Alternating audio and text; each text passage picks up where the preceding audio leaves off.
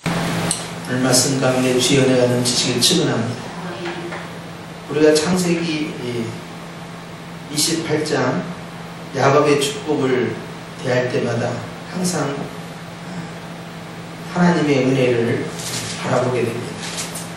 특별히 이 야곱과 하나님과의 이 언약의 역사가 이 베델이라 하는 이 빈 들판에서 말이죠, 진행이 됐어요. 노숙하다가 주님을 만났는데 야곱에게 있어서는 지금 형으로부터 피해서 그 집을 떠나서 이제 멀리 밧단아람이라는 또는 하란이라는 이제 외삼촌이 있는 집으로 가야 됩니다. 긴 거리를 여행을 하면서 그 사이에 무슨 일이 있을지 모르고 간 후에 어떤 일이 있을지 모르고 다시 돌아올 수 있다라는 기약도 할 수 없는 상황에서 일단 도망쳐 나온 거예요. 장자의 축복권을 가지고 나왔지만 사실 장자의 축복권에 대한 욕심으로 나온 거죠. 쌍둥이 형에게 빼앗기기 싫었고 그는 그것을 아버지를 속여서 어머니와 짜고 장자의 축복을 받아 나온 겁니다. 일단 받을 때는 좋지만 쫓겨난 신세에 있어서는 그 길을 알 수가 없기 때문에 얼마나 마음에 두려움도 있었고 미래에 대한 불확실성 또 불안감 이런 것이 가득 채워졌겠어요. 미래가 없다는 것은 슬픈 일입니다. 현재 아무리 많은 것이 있어도 미래가 없다, 내일이 없다, 그러면 슬픈 일이에요. 반대로 지금 아무것도 없어도 미래가 있다, 장래가 있다, 그러면은 현재가 행복하게 됩니다. 야곱은 이제 그 경험을 하고 있는 거예요. 야곱은 사실 지금 무일푼입니다. 물론 집에서 나올 때 일부 노잣돈을 가지고 나왔겠지만 어머니가 챙겨준 그러한 것이 미천이 얼마나 되겠어요. 그런데 이제 가정을 떠나서 집을 떠나서 자기가 알지 못하는 곳을 향하여 나아가고 있을 때 그에게 보장된 미래가 없어요. 그런데 이 베델이라는 곳에서 야곱은 미래를 소유하게 됐어요. 장래를 소유하게 됐어요. 희망을 소유하게 됐어요. 그래서 우리가 꿈이라고 할 때는 잠잘 때 꾸는 꿈이 있고 그 다음에 미래에 대한 비전, 이것을 우리가 꿈이라고 표현하잖아요. 물론 영어에서는 이제 다르겠어요. 그런데 하나님께서 우리에게 미래에 대한 비전을 말씀을 통하여, 찬양을 통하여, 기도를 통하여, 환경을 통하여 주시지만 꿈으로도 주셨단 말이에요. 그래서 이제 구약성경에 보면 꿈으로 역사하시는 하나님을 이제 우리가 자주 대하게 되는데 오늘 이 베델이라는 곳에서 야곱이 꿈속에서 주님을 만나고 거기에서 미래의 비전을 품게 된 겁니다. 희망이 생긴 거예요. 희망이 없던 사람이 희망이 생겼을 때 기분이 어땠을까요? 얼마나 좋겠어요. 낙심하고 있다가 이제 내가 어떻게 해야 되나, 내가 여기서 이렇게 쪽잠이나 자면서 돌베개를 갖다가 누워서 잘 정도로 말이죠. 잠자리가 열악한 상황에서 미래에 대해서 꿈을 꿨다는 거 얼마나 행복한 일이에요. 희망이 생긴 거예요. 이야, 하나님이 나에게 이렇게 하신다. 아브라함에게 하셨던 그 언약을 이삭에게 하셨고요, 이삭에게 하셨던 그 언약을 지금 야곱에게 그대로 하고 계십니다. 그러면서 주님께서 아브라함의 하나님, 이삭의 하나님, 그리고 너의 하나님이 되는 역사, 이것이 바로 창세기 18장. 그것은 뭡니까? 축복의 대물림이에요. 언약의 대물림이에요. 희망의 대물림이에요. 아브라함이 누군지 야곱이 왜 모릅니까? 이삭이 하나님 앞에 어떤 존재인지 왜 모릅니까? 그러니까 어떻게든 장자권을 가져오려고 쌍둥이 형을 속이면서라도 기어이 그것을 찾아낸 거예요. 영적인 축복에 대한 욕망이 강했어요. 그것이 잘했다 못했다 하는 것은 윤리적인 문제는 두 번째고요. 성경에 보니까 하나님께서요, 에서는 태어날 때부터 주님이 미워하셨고 야곱은 태어날 때 사랑하셨는데 그 왜 그런지 모른다는 거예요. 하나님의 절대 주권이다. 그래서 할 수는 없어요. 그러나 분명한 사실 하나님은 에서와 야곱이 동시에 태어났지만 그러나 야곱을 선택하시고 야곱에게 복을 주시고 야곱이 둘째 아들인데 그럼에도 불구하고 축복의 장자권을 야곱에게 합니다. 그래서 꼭 맞이라고 해서 축복의 장자가 아닙니다. 에서는 그리고 서자도 아닙니다. 아버지 이삭과 이스마엘은 적자냐 서자냐 이 관계였지만 여기는 또 그것도 아니에요. 똑같은 적자하고 똑같은 장자인데도 장자가 아웃됐는 야곱의 자식들도 마찬가지예요. 12자식들 보면 12자식 가운데에서 첫 번째가 루벤이잖아요. 그런데 루벤 지파가 장자의 축복권을 가져가지 못하고 오히려 저 밑에 있어 11번째 요셉이 장자의 축복권을 가져갔거든요. 에브라임과 므낫세라는 두 개의 축복을 가져가요. 그래서 성경에서 장자의 축복것은 꼭 갑절의 복을 말합니다. 2배다 이 말이에요. 아니 그것뿐입니까? 영적인 장자의 축복권은 유다로 내려가요. 유다 지파를 통해서 메시아가 등장합니다.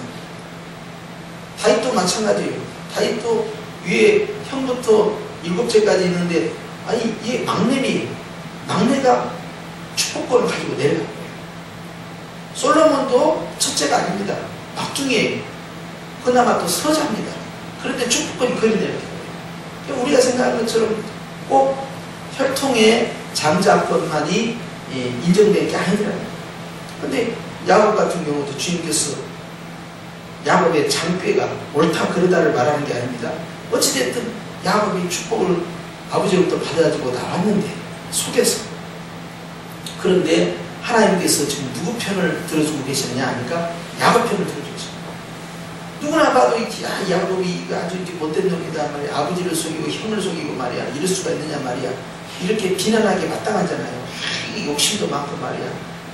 이게 거짓말쟁이고 말이야. 이게 사기꾼이야 이렇게 말할 수도 있어요 지금. 그런데 하나님께서 그걸 정죄하지 않고 있다는 거예요. 마치 이렇게 했습니다. 아브라함이 사라를 팔아먹었어요? 안 팔아먹었어요? 팔아먹었어요. 이거 비난받아 마땅한 거 아닙니까? 이거 인터넷에 올라가고요. 이거 SNS 올리고요. 이거 공중파에 뜨면요. 이 아브라함이라는 이 CEO는요. 바로 이런 사람은 말이죠. 완전히 끝나는 거예요. 이 검찰에 불려갈 뿐만 아니라 사회적으로 완전히 끝나고요. 회사에서 이제 CEO 자리에서 불러나야 돼요. 이런 사람은. 10,000원을 팔아먹고 20년 했잖아요. 20년 한 거지 10,000원을 팔아먹었어요. 그 돈 갖고 자본으로 부정한 돈을 쓴 거 아닙니까? 이런 악덕 기업은 완전히 없애야 될 거 아닙니까? 이 땅에서 가정을 파괴한 자 아닙니까? 마중 정말 못해 친 건지 아니에요. 그런데 하나님께서는 아브라함에게 한 번도 그걸 지적하지 않습니다. 잘했다는 것이 아니에요. 주님이 지적하지 안 했다는 것만 말씀합니다. 그러면 이 문제와 관련해서 자기가 회개했다는 내용도 없어요. 또 회개했는지 안 했는지 몰라요. 인간이라면 회개했겠죠. 인간이라면 가서 만화 소장하고 여보 내가 그때 진짜 미안해. 거기 나가지고 말이야. 내가 죽을까봐 그랬다고 하면서 당신 덕분에 사업이 이만큼 냈다고 이제 같이 잠자면서 그런 말을 했는지 안 했는지는 모르지만 인간이라면 했겠지 그 정도는. 근데 성경에 기록되어 있잖아요. 근데 하나님은 그런데 지적하지 않습니다. 아브라함도 왜 그랬냐. 그러니까 우리가 지금 도덕적인 이야기를 하고 윤리 이야기를 하고 있는 게 아니고 하나님께서 누구를 선택해서 어떻게 진행하고 있는가 계속 보고 있는 거예요. 아브라함같이 이렇게 형편없는 인간도 하나님 들으시죠. 이삭도 자기 마누라를 뭐라고 했어요? 리브가를. 그거 누이라고 했어요. 사촌 누이가 되니까 너도 누이다 해가지고 이제 블레셋 왕한테 말이죠. 자기가 혹시라도 해코지를 당할까 말이죠. 아버지가 했던 방식 똑같이 그런 짓을 한 거예요. 대물림이 된 거예요. 근데 이 거짓말이 집안에 흐르는 가문의 아주 영광이야. 보니까 아주 이것이 아주 이렇게 길들여져 있어. 그러니까 손주도 이제 거짓말해가지고 이제는 손주는 누구를 속여보냐? 아버지를 속여버려 이제는 또. 이제는. 세상에. 그때 말입니다. 아브라함과 이삭과 야곱이 동시에 다 살아있는 상태예요. 아브라함 175세. 죽을 때가. 아브라함과 이삭과 야곱이 동시에 있었다. 근데 축복권이 어디를 향해 가고 있어요 지금? 아브라함에서 살아있는 상황에서 이삭에게, 살아있는 상황에서 언약이 체결되고, 살아있는 상황에서 주님께서 베델에서 야곱과 언약을 체결합니다. 하나님의 주권적 축복이 어디를 향해 가고 있냐는 거예요. 살아있음에도 불구하고 하나님께서 야곱을 들었어요. 성경의 스토리가 야곱부터 시작하니까 그 앞에는 다 죽음 같지만 죽지 않아요. 아버지 시퍼렇게 살아있어요 지금. 그런데도 하나님께서 그가 핫다람에 가서 20년에 귀환할 때도 아버지를 만납니다. 그런데 축복권은 선지자였던 아버지에게서 이제는 야곱에게 내려 하나님과 직접적 관계 언약의 체결자가 되어서 야곱의 축복권을 그가 그대로 행사하게 됩니다. 하나님 말씀대로 베델에서 약속한 대로 그는 엄청난 부를 가지고 기환하게 금이 환영하게 온갖 고초를 다 당해요. 오는 과정에서 살아가면서 아버지를 속인 죄 때문인지 나중에는 자식들이 자기를 속입니다. 르벤도 자기를 속이고 그것이 평생의 한 일이에요. 그래서 마지막에 12자손을 축복해 줄 때 르벤에는 축복을 안 줘요. 결국 하나님이 책망을 안 했지만 심는 대로 거두는 것, 아버지를 속인 자, 자기도 자식에게 속임을 당하는 그러한 것을 경험하게 되는 거죠. 심는 대로 거두는 거죠. 그런데도 불구하고 하나님께서는 그럼에도 불구하고 여전히 야곱을 사랑하시고 야곱에게 복을 주시고 야곱은 가장 밑바닥 처참한 상황에서 가장 큰 영광의 언약을 듣게 됩니다.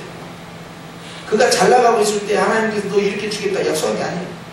그가 도저히 바라볼 수 없을 때, 희망이란 건 눈꽃만큼도 없을 때, 가장 밑바닥 인생에 있을 때 하나님께서를 가장 최고의 위치에 서 있는 축복으로 덮어버려요. 그것이 그에게 희망입니다. 이것이 그에게 꿈의 비전입니다. 이것이 있었기 때문에 그는 그날 밤에 용기를 얻고 담대함을 얻고 미래를 향하여 미지를 향하여 나가게 된 거예요. 그래서 그곳에서 이제는 자기의 자산이 뭐냐? 유일한 자산, 온전한 자산, 변함없는 자산은 바로 나와 하나님과의 관계예요.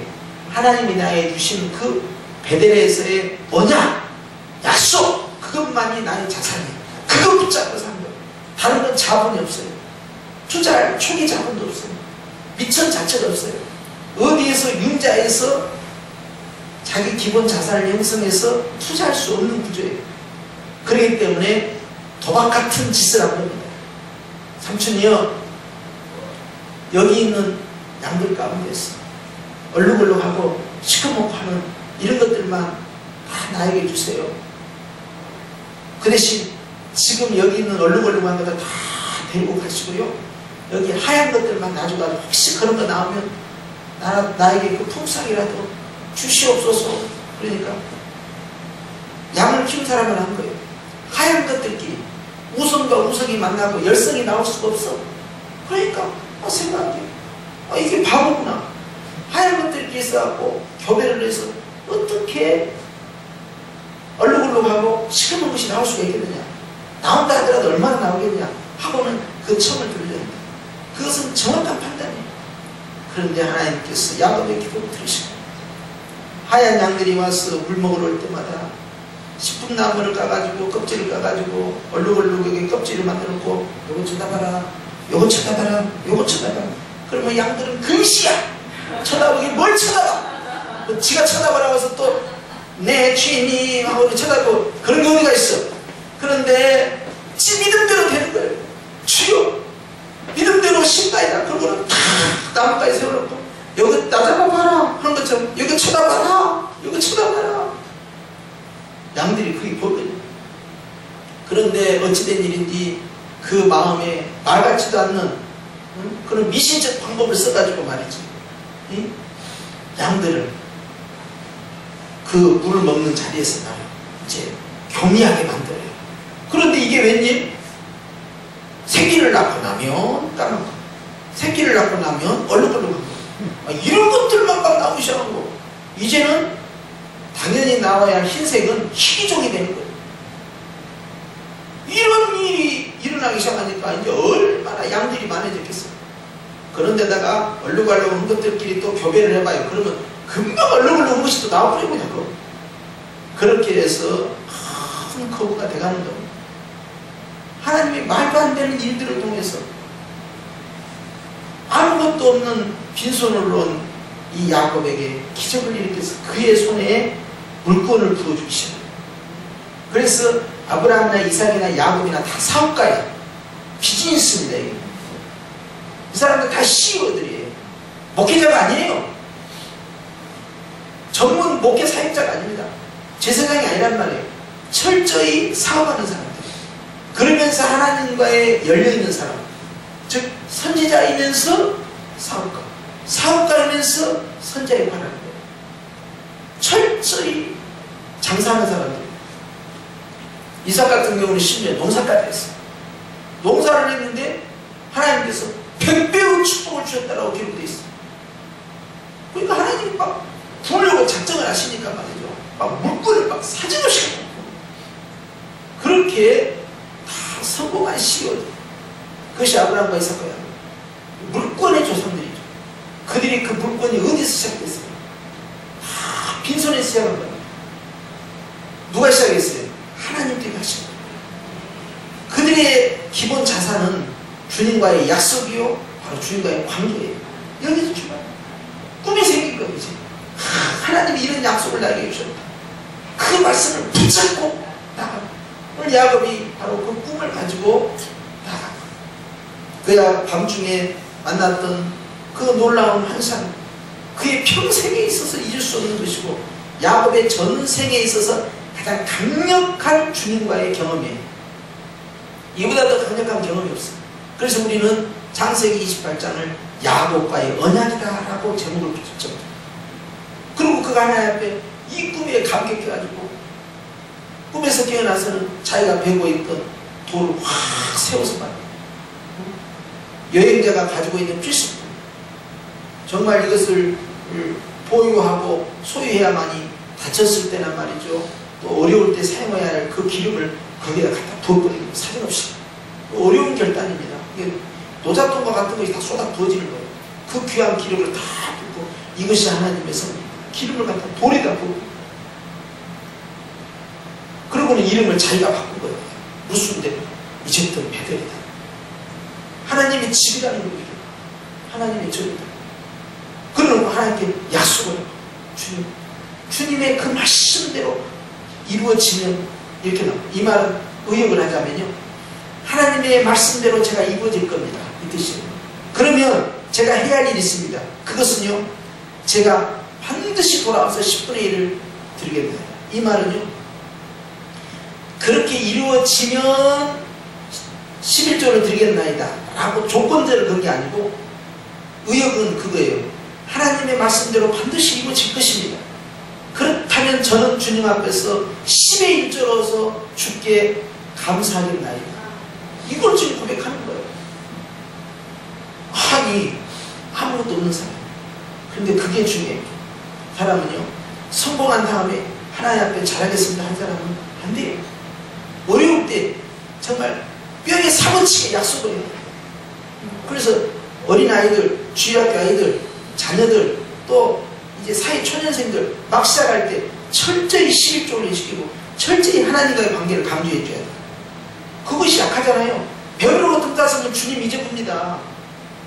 나중에는 교회에다 헌금하는 조차도 아까워가지고요, 다른 계산을 하고 있어요.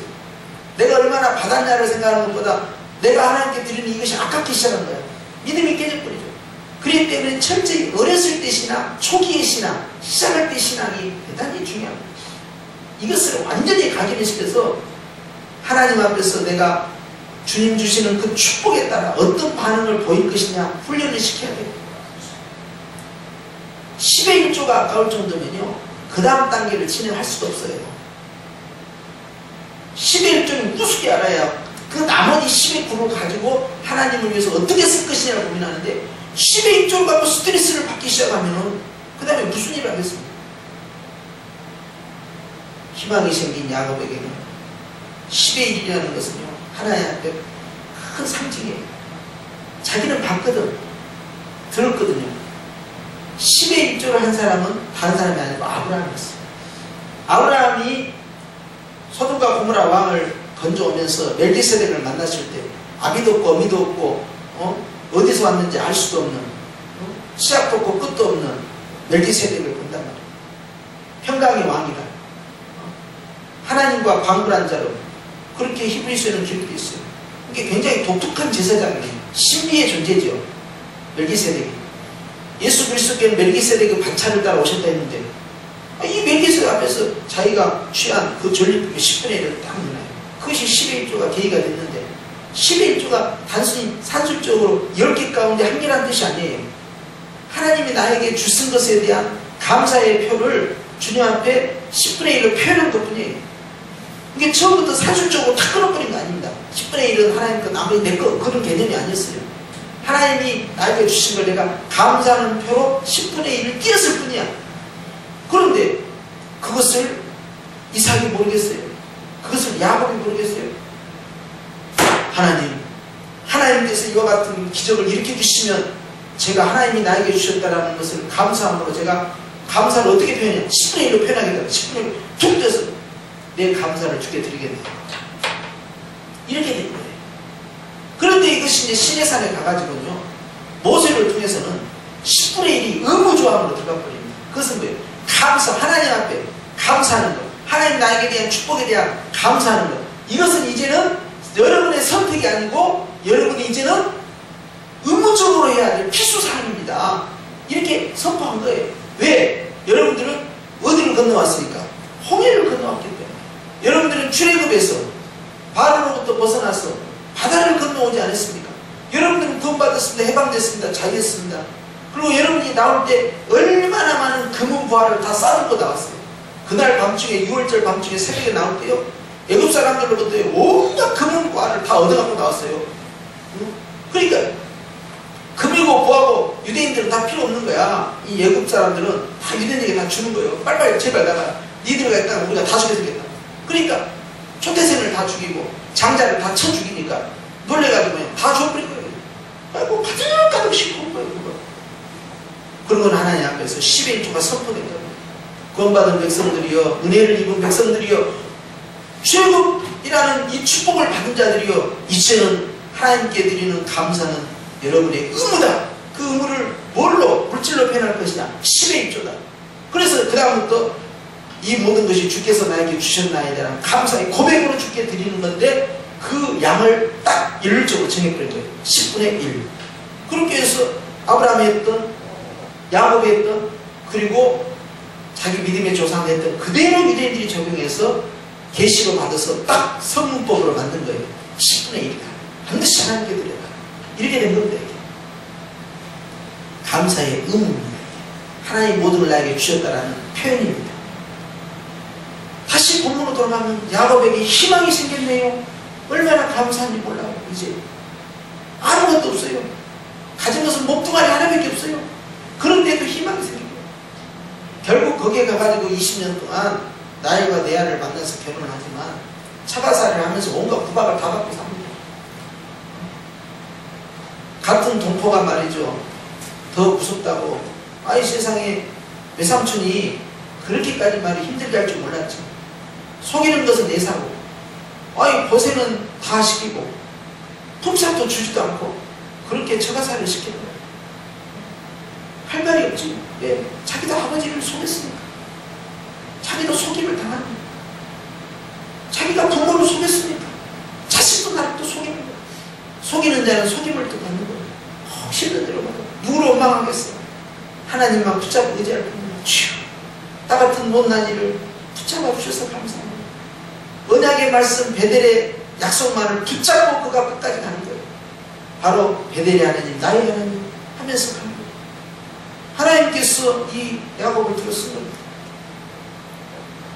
그가 소망 가운데에서 기쁨으로 걸어갈 수 있었던 것은 바로 그에게 미래에 대한 희망이 보이기 때문입니다. 할렐루야. 아멘. 희망이 있는 사람과 희망이 없는 사람, 하늘과 땅 차이. 절망은 왜 하느냐? 힘들어서 절망한 게 아니에요. 희망이 안 보여서 그런 거예요. 아무리 힘들어도 저거 아무것도 아닌데 그럼 끝난 겁니다. 희망이 안 보이면 작은 문제 앞에서도 아휴 내 인생은 왜 이러냐 참 힘들다 이렇게 돼요. 근데 아무리 큰 거라도 야 희망이 보이네. 하나님도 이 일을 통해서 나를 또 어떻게 쓰시려고 그러시지? 하나님도 큰 영광 받으시려고 큰 문제를 앞에 놔두셨네. 야 기대 100배다 이거. 주님이 어떻게 하시는가. 아 기분 좋다. 막 이런 게 생겨야 되는데 희망이 안 보이니까 막혔네. 끝났네. 절망이네. 그러니까 그대로 주저앉는 거예요. 일어날 수가 없어요. 희망이 있는 사람은 일어나는 거예요. 오, 큰 거 같네. 아, 요거 해버리면 하나님 앞에 또 내가 3급을 더 받겠구나. 포인트가 올라가는 거야 이제. 하늘나라 포인트. 야, 이게 잘 됐다. 요 문제 하나 딱 풀어버리고 주님 앞에 더 칭찬받아야지. 저 뒤에 엄청난 축복이 기다리는 것 같은데 저 문제만 다 해결하면 그냥 엄청나게 복 받겠다. 막 이런 희망이 있는 게 아니라 아휴 못하겠다 이거. 나 이렇게 사는 거 싫어. 힘이 없어서 그런 게 아니에요. 희망이 없는 게 희망이 없어요. 야곱은 그 희망을 본 겁니다. 하나님이 네가 어디로 가든지 내가 너와 함께 하겠다. 그리고 지금 결혼도 안 한 독신자인데요. 네 자손에 대해서 이야기해요. 총각한테 자손이야. 응? 네가 누운 이 땅 너와 네 자손에게 주겠다.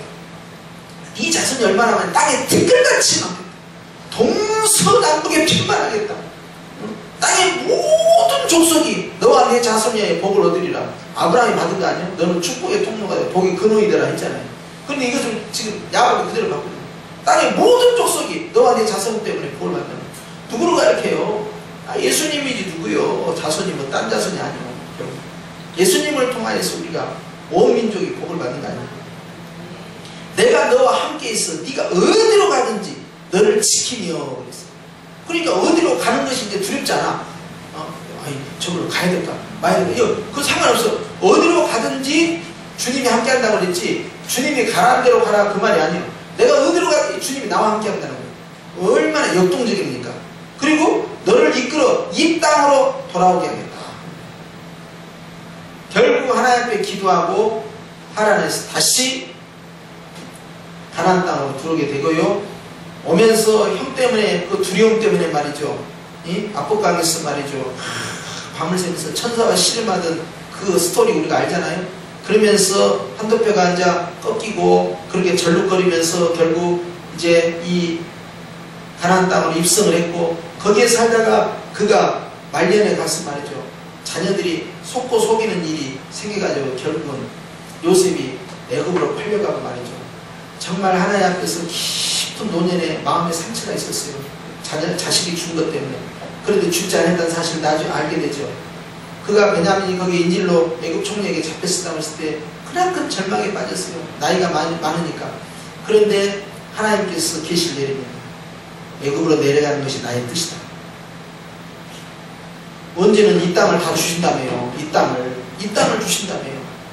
아브라함에게도 이 땅을 주신다고 해놓고 결국은 그 땅에서 자기 무덤 하나 살고 죽어버려요. 이삭도 마찬가지예요.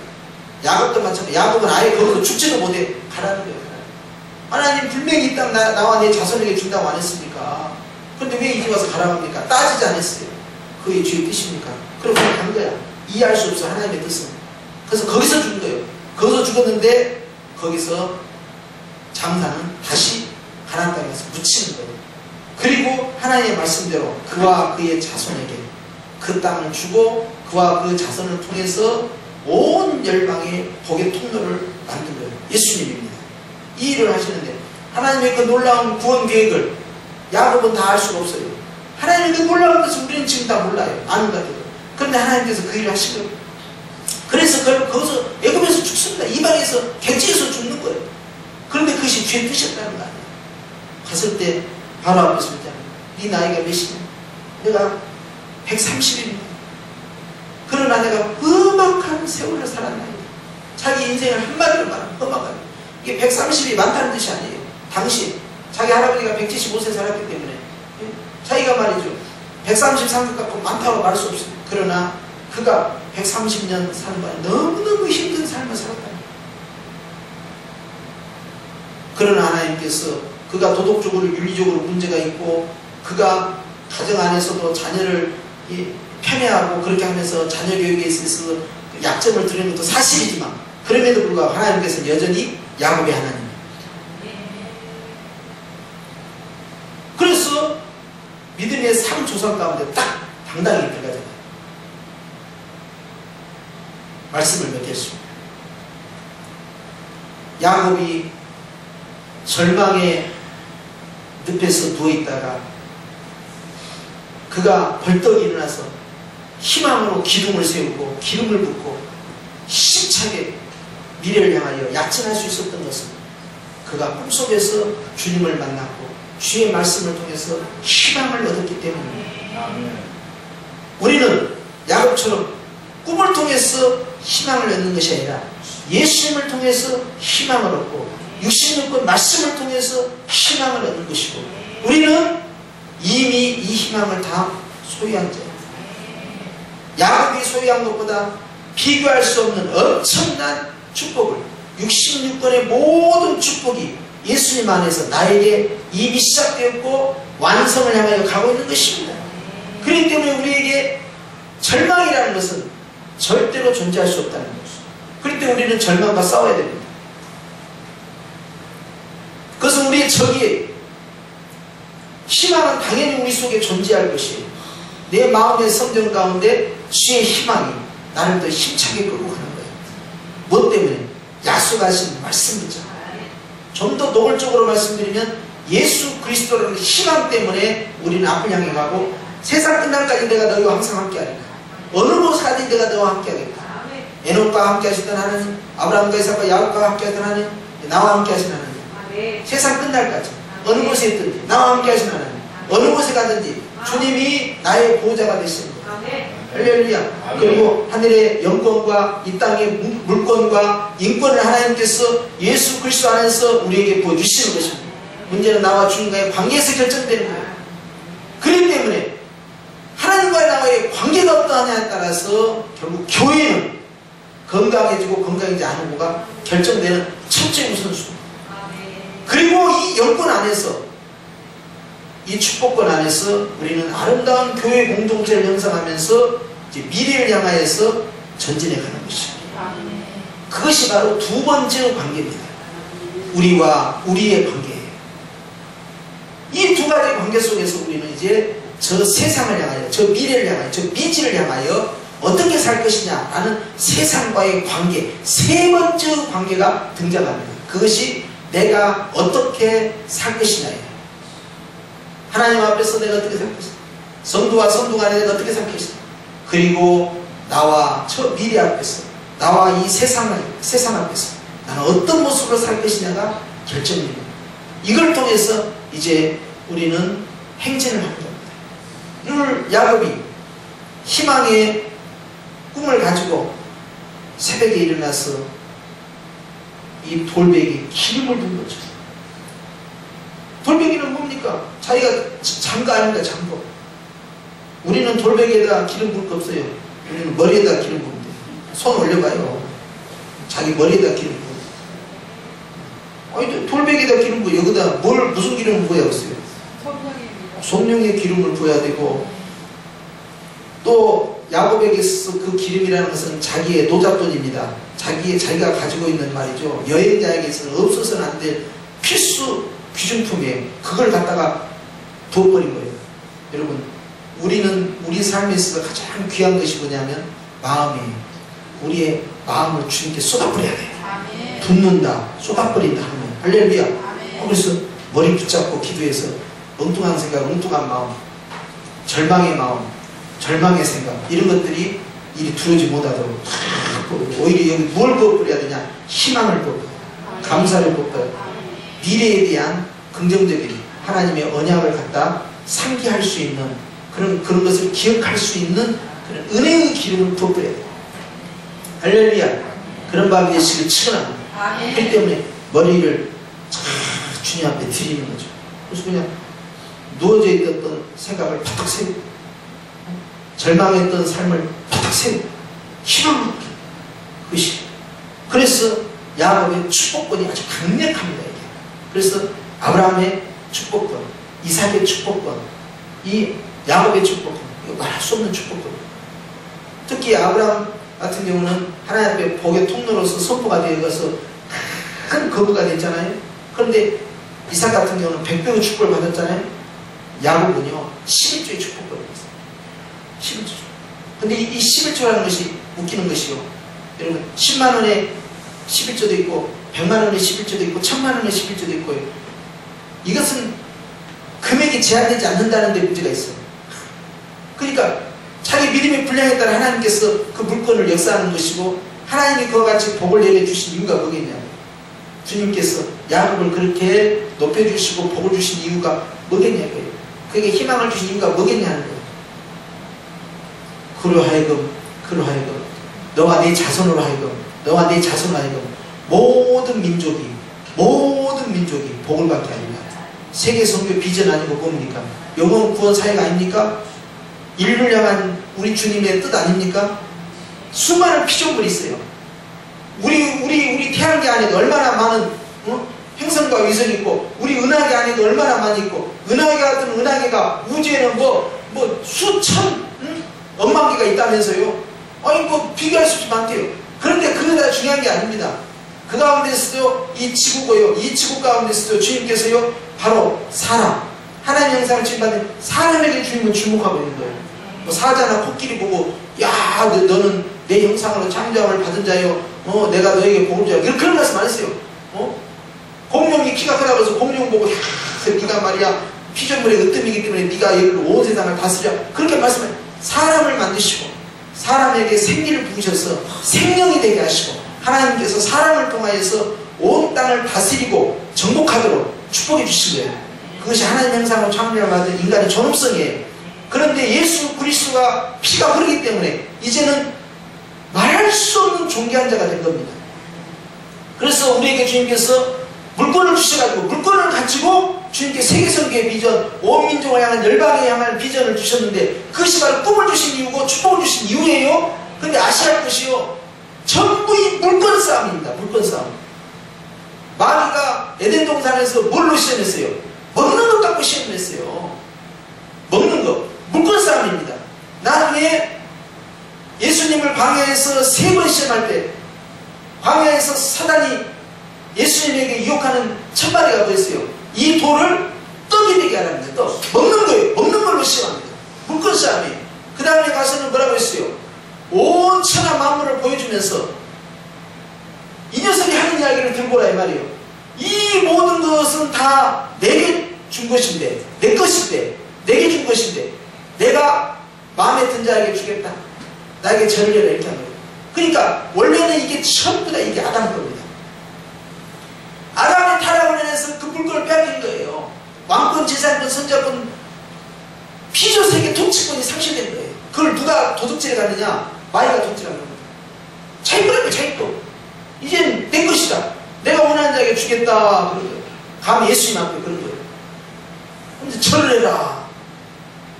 오직 하나님만을 경배하라겠다. 이걸 닦아내버립니다. 물권 싸움이에요. 물권 싸움. 그리고 계시록에 가서는 말이요, 666 짐승의 표가 나옵니다. 666 짐승의 표가 왜 나옵니까? 뭐 우상을 경배하고 뭐 저 그리스도에게 경배하고 그것만 보이면 안 돼요. 그 다음에 뭐라고 했어요? 666 짐승의 표를 준 다음에 어떤 결과가 발생합니까? 두 가지가 발생하죠. 하나는 뭐예요? 666 표가 있는 자에게는, 이마와 오른손이 있는 자에게는 생명을 보존하는 생명권을 줍니다. 첫째, 성령의 인을 맞아야 생명권을 얻고 영생의 열매를 얻을 거 아니에요. 그런데 짐승의 표를 받고 생명권을 얻는다고 유사 생명권을 만드는 거예요. 사이비를. 그 다음에 두 번째는 뭡니까?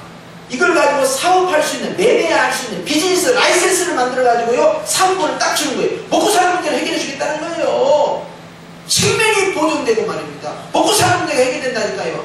그러니까 얼마나 많은 자들이 배도가 일어나겠어요. 그런데 놀라운 사실은 주님께서 계시록 13장에 하나님의 생명책에 기록되지 아니한 자만이 배도를 하기 시작합니다. 이거이 감사한 거예요. 그러니까 내 믿음으로 내 의지대로 버티는 게 아니고 하나님의 은혜로 버티는 겁니다. 이미 성령의 임하는 자는 짐승의 힘을 2번 그 위에다 더 실어서 맞을 수가 없다는 이야기예요. 그러니까 그걸 두려워서는 안 돼. 근데 계시록을 잘못 이해하니까 말이죠. 아이고 구원받은 성도를 또 짐승의 임하지 않고 지옥 가겠다 이런 생각을 하는 거예요. 천만의 말씀. 근데 마귀의 이 속임수를 보라는 거예요. 생명권을 약탈해 간다니까요. 유사한 걸 만들어요. 비슷한 것이요. 그리고 물권을 주는 거예요. 복받는다, 복받는다. 짐승에게 절만하면 저 종교를 믿기만 하면 복받는다. 사업이 잘 돼, 사업이. 오우, 얼마나 잘 되는지 몰라. 그러니까 얼마나 많은 사람들이 미혹이 되겠어요. 그래서 매매할 수 있는 비즈니스 사업권을 허락해 준 거예요. 그것이 바로 적그리스도 짐승의 수작이에요. 그게 전부 물권 싸움이에요. 마지막에 가서도 마찬가지예요. 계시록 19장에 가서도 전면전이 벌어지지 않습니까? 백마탄 예수 그리스도와 이제 이 적그리스도와의 이제 한판 싸움이 진행됐더니요. 온 대규모적인 이제 전쟁이 시작되잖아요. 그럴 때 이 싸움이 그냥 총칼 들고 싸우겠습니까? 열 왕정과 말이죠. 온 민족들을 다 미혹해서 총동원력을 냈는데 군사력을 동원하고 정치적으로 열방의 왕 노릇을 하면서 외교권과 모든 종교를 통합해서 단일의 종교로 만들었던 것이 가능하겠냐 이 말이에요. 지금도 전부 종교 싸움 나오죠. 종교. 근데 온 종교를 하나로 딱 결합을 해버린 거예요. 하나의 종교만이 존재한다 이 말이에요. 그리고 온 군사력을 하나로 통치하고 온 정치력을 하나로 통치하고 온 문화를 하나로 통치해요. 적그리스도의 문화. 그리고 주님이 전면전을 선포하는 거예요. 얼마나 통치장에 많이 들어가 있어요. 근데 주님이 이것을 박살을 내는 거 아닙니까? 통쾌하지 않습니까? 하나님은 너무나 쉽게 끝내버려요. 감흥할 만한 무장이었는데 주님은 가볍게 없애버려요. 바로 우리 주의 능력이죠. 마지막 싸움은요, 물권이에요. 그래서 계시록 16장에 본 말이죠. 이제 아마겟돈 전쟁을 통해서 음녀 바빌론 성이 이제 완전히 무너초토가 됐을 때 17장과 18장에 가서 어떻게 합니까? 무너졌다 큰 성 바빌론이요 하면서 그 성이 무너진 것을 통탄하고 통곡하는 자가 누구예요? 바다에서 장사하는 자들이다 그랬어요. 근데 바다에서 장사하는 자들, 바다는 세상입니다. 거기에서 장사하는 자들이, 비즈니스 하는 자들이야. 해양 사업을 했다고. 그런데 그 해양 사업을 했던 그 사람들이 누구냐니까 왕과 왕족들이라 그랬어요. 기득권 세력들이에요. 물권입니다. 이것을 박살내는 거예요, 주님께서. 결국 처음에 시작할 때, 타락할 때부터 먹고 사는 문제 갖고 유혹을 하고 넘어뜨려가지고 말이죠. 아담을 결국 에덴에서 못 살게 하더니요. 끝까지 먹고 사는 문제 갖고 시험을 하는 거예요. 그런데요, 주님께서요. 다른 거 먹지 말고 나를 먹어라. 나를 먹는 자는 영생을 얻었나니. 주님을 먹으라는 거예요. 주님을 먹는 자는요, 영권, 인권, 물권을 받을 줄 믿습니다. 현재의 축복권과 미래의 축복을 받는다고요. 그러니까 물질의 축복권이 어디서 오느냐 이 말이에요. 그것은 바로 예수 그리스도를 통해서 온다 이거예요. 야곱의 축복이 말이죠. 궁극적으로 예수님의 축복을 바라보게 하는 겁니다. 여러분, 그렇기 때문에 우리는 희망이 있다 없다? 이 땅의 희망은 교회는 아니야. 사실 이 땅의 희망은 누굽니까? 예수님이에요. 그런데 이 땅의 희망이 교회가 될 수도 있어.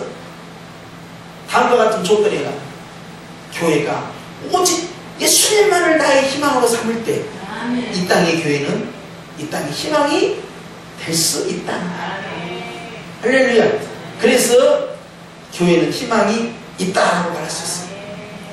전제 조건만 있다면, 오직 예수님만을 모시고 있다면. 아멘이죠. 아멘. 여러분, 그렇기 때문에 오늘 야곱의 희망은 우리에게 있느냐라고 있는 거예요.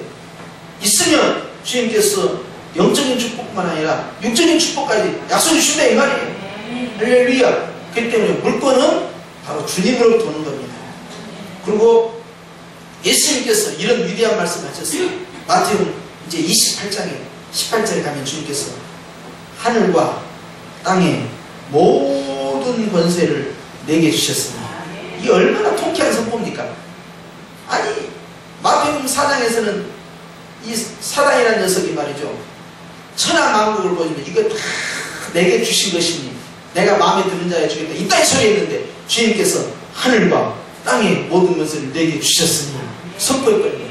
여지없이 껴버린 거예요. 둘째 아담이신 예수 그리스도, 첫째 아담이 실패했던 것들을 영권과 물권을 회복하는 겁니다. 그리고 그 권세를 가지고 세상 끝날까지 너희와 항상 함께 있겠다. 다만 조건이 있어요. 가서 모든 족속을 향해 복음을 전파하는 거예요. 오늘 주님이 야곱에게 축복해 주신 이유가 있어요. 땅의 모든 족속이 너와 내 자손을 인하여 복을 얻으리라. 그러니까 나만을 위한 복이 아니고 내 가문만을 위한 복이 아니고 내 자식만을 위한 복이 아니고 내가 잘 되고 내 가문이 잘 되고 내 자식이 잘 되는 이유는 거기에서 어떤 다른 목적이 있다. 그게 뭐예요? 온 열방을 향한 복의 통로가 되어라. 축복의 통로가 되어라. 그러니까 너무 내 자식, 너무 내 가족, 너무 내 가족 이렇게 만들고 하나님 이렇게까지 우리 가정을, 우리 자식들을, 우리 자손들을 이렇게 복 주신 이유는 하나님께서 우리를 통하여서 하고자 하는 그 일이 있다. 이 말이에요. 복음을 전파하는 거예요. 할렐루야. 이것이 우리에게 중요한 거예요. 그런 꿈과 비전이 있으면 하나님께 그런 들은 사람을 쓰는 거고, 그냥 나 혼자 잘 먹고 잘 살고 내 자식들 잘 먹고 잘 살고 내 손주 잘 먹고 잘 살고 뭐 그렇게 살겠어. 그런 것 같으면 하나님께서 왜 복을 줘야 되냐고 그 사람에게. 그렇게 말하면 야곱에게 복 주신 이유는 분명하다. 이스라엘 백성들을 시내산에서 선택하신 이유가 있었다 이 말이에요. 너희는 열방의 제사장 나라가 되어라. 이스라엘만을 위한 하나님이 아니라는 거예요. 온 열방의 하나님으로 나가야 될 사명이 바로 이스라엘에게 선포된 겁니다. 예수님이 우리를 보내시고 성령님이 우리에게 보내신 것은 우리 잘 먹고 잘 살고 천당 가라고 한 것이 아니라 우리를 통하여서 예수 그리스도의 이 놀라운 축복을 전달하는 전달자가 되고 하나님이 나에게 주신 이 축복을 통하여서 열방을 구원하는 데 쓰임받으라고 준 거다 이 말이에요. 분명한 교육 비전을 알아야 된다 이 말이에요. 하나님 나에게 왜 복을 주시고 내가 왜 11조의 축복권을 받아야 되고 왜 내가 물권을 받아야 되고 내가 왜 하늘의 복과 땅의 복을 받아야 되는가. 분명한 그 이유에 대해서 주님 앞에 소명할 줄 알아야 돼요. 주여 저는 압니다. 주님이 나를 통하여 주님이 원하는 그 일을 하기를 원하신다는 사실. 저는 주님이 원하시는 대로 온 열방을 향하여서 복음의 통로로 쓰임받기 원하오니 저에게 마음껏 복을 주시고 우리 자녀와 자손들에게 마음껏 복을 주시고 이렇게 기도가 나가야지. 뭐 우리 자식 잘 되고 뭐 손주 잘 되고 우리 집안 잘 되고 사업 잘 되고 왜 그래야 되는데 왜? 이유에 대해서 이야기해야 돼요. 왜 내가 11조를 많이 드려야 되냐고. 물권을 받아서 내가 하고자 하는 일이 있습니다. 그것은 바로 주님이 원하는 그 일을 원합니다. 내가 고백할 줄 알아야 되죠. 할렐루야. 그렇기 때문에 여러분 우리는 야곱의 희망이 있느냐. 오늘의 제목은 야곱의 희망이다. 할렐루야. 네. 주 안에서 여러분도 야곱처럼 절대 절망에서 번쩍 일어나서 꿈을 가지고 희망을 가지고 힘차게 도약할 수 있는 저와 여러분이 되시기를 예수님의 이름으로 축복합니다. 기도하십시다.